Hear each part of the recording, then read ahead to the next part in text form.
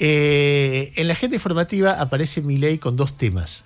Un tema tiene que ver con la defensa cerrada que hizo ayer en un largo tuit de José Luis Espert, que es complementada por un ataque muy fuerte otra vez al periodismo. La defensa cerrada argumenta que en realidad no es una defensa de Espert, es una defensa de Fred Machado, porque él plantea que hubo un acuerdo en Estados Unidos entre el fiscal norteamericano y Fred Machado para que le quiten los cargos de narcotráfico y lo dejen, mientras él se declara culpable de lavado de dinero de procedencia indefinida. O sea, el tipo acepta, para no ir en cana, ser culpable de lavar dinero. El tipo fue extraditado. Para tener una pena menor. Claro, para tener una pena menor. Exacto. Es decir, o sea, fue extraditado, pidió a Estados Unidos su extradición por narcotráfico y hace un acuerdo. Milei traduce eso como que fue absuelto, cosa que no fue absuelto, la verdad que es mentira.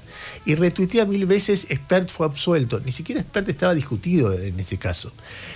Con lo cual, vos tenés a alguien que para ir menos tiempo en cana reconoce su culpabilidad asociado a Espert. ¿En qué lugar de todo este recorrido Espert aparece absuelto? En absolutamente ninguno.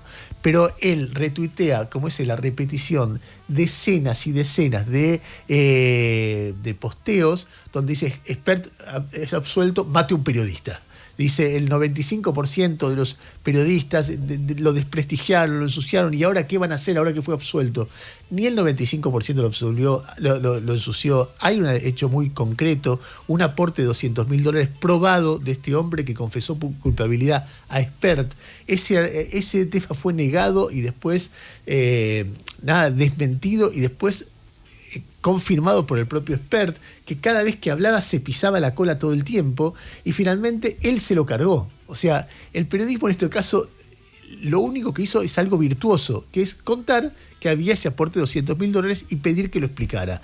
No ensució nada, no le dijo basura, no le dijo sorete, no le dijo cómplice de genocidio, no le dijo asesino, no le dijo todas las cosas que él hace cuando ensucia personas. Simplemente contó lo que había que contar. Y él defiende a Fred Machado porque dice que un narco es inocente. Defiende a Espert porque lo toma como inocente cuando nadie está discutiendo a Espert. Acusa a los tipos que acusaron a Espert. Hablemos de complicidad. Es un hombre cómplice de un vínculo entre uno de sus principales colaboradores y un narco. Entonces finalmente sale a gritar como sale a gritar, con la repetición que hace Lilia Lemoine todo el tiempo, que Lilia Lemoine, mamita. Bueno, el segundo tema de Milei, que es más interesante todavía, tiene que ver con algo que ocurrió el jueves pasado. El jueves pasado Milei acusó a Débora Plager de asesina, cómplice de genocidio. Fue una cosa espantosa porque ella había apoyado el aborto. Entonces, a partir de ahí, dice, no solamente es cómplice de genocidio, sino que fue a la Cámara de Diputados a hablar de lo que no sabe. Ese tema es muy importante, hablar de lo que no sabe. Y además, el genocidio que se produce por medio del aborto ha hecho caer tremendamente la población, y por lo tanto no tenemos plata para pagar jubilaciones. Todo eso dijo. Escúchenlo porque merece una pequeña aclaración. Escuchá. ¿Alguien le puede informar a Plager que es cómplice de asesinato? La pregunta es, Débora Plager se jactó. Sí. ¿Vieron cuando aparecieron estos 8 niños muertos en abortos?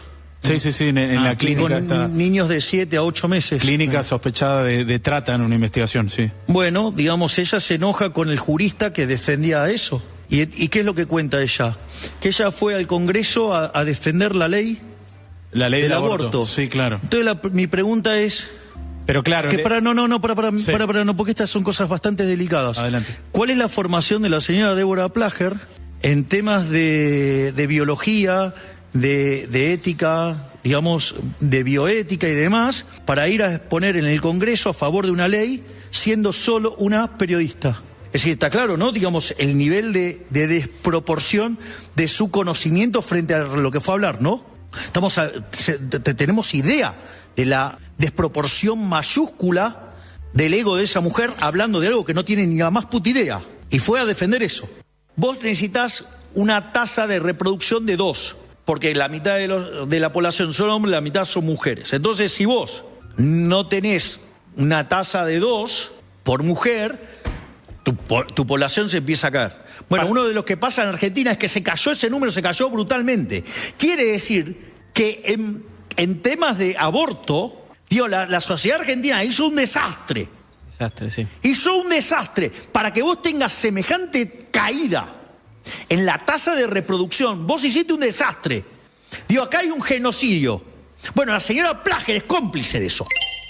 El texto, la locura de Milei en esto, termina diciendo, por lo tanto, hay un genocidio y los pañuelitos verdes son todos genocidas y asesinos. Y el otro día, cuando volvimos al estudio después de esto, le digo a Noé, vos sos pañuelito verde, y Noé dijo, hola presidente. El hola presidente se puede repetir 20 veces porque no explica, a ver, de nuevo, Milei, ¿qué dice? Débora Plager es asesina porque apoya el aborto. Además va al Congreso y habla de lo que no sabe. La terrible desproporción, habla de lo que no sabe. Y después dice que por el aborto cae la cantidad de población y por lo tanto no se puede pagar jubilaciones, cosa que además tampoco alcanza. Todo es un delirio. Ahora, solamente para aclarar quién habla de lo que no sabe. Lo que vas a ver ahora fue su laburo de chequeado.com, que se preguntó, ¿será verdad que cae la población porque por el aborto? Y fíjense, si pueden ver el gráfico, recién estaba el gráfico bien, la tasa de natalidad empieza a caer muy fuertemente. Fíjense en el momento que la curva está estable y cae. ¿Qué pasó en el momento que cae? Cae en el 2014. Después aparece una línea que es el 2020, donde sigue cayendo a menor velocidad. Con lo cual, algo pasa en el 2014, que después vamos a decirte bien a cuento lo que sigue, que hace que caiga la natalidad. ¿Qué habrá pasado en ese momento?